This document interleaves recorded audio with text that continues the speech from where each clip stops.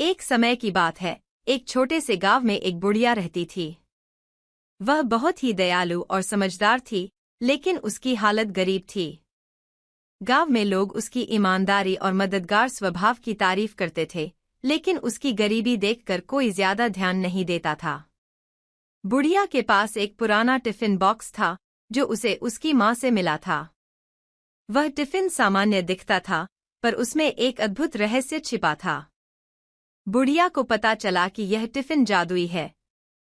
जब भी वह भूखी होती और इसमें कुछ डालने की सोचती, तो टिफिन खुद ब खुद स्वादिष्ट खाना बना देता था।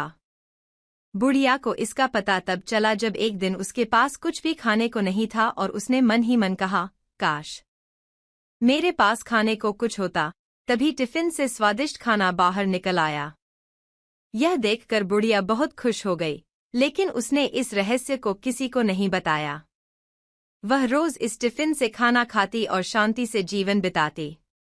धीरे धीरे उसने गांव के गरीब बच्चों को भी इस जादुई टिफिन से खाना देना शुरू कर दिया। अब वह बच्चों के लिए खाना बनाती और सबको खिलाती।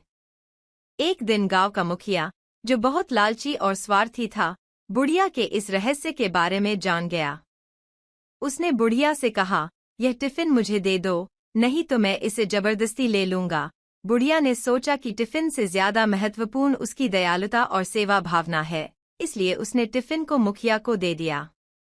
मुखिया ने खुशी खुशी टिफिन घर ले जाकर उसमें खाने की इच्छा की, लेकिन टिफिन से कुछ नहीं निकला। मुखिया गुस्से में आ गया और उसने बुढ़िया से कहा, यह टिफिन काम नहीं कर रहा। बुढ़िया हंसकर बोली, यह टिफिन केवल उन्हीं के लिए जादू करता है जिनका दिल सच्चा और दयालु होता है।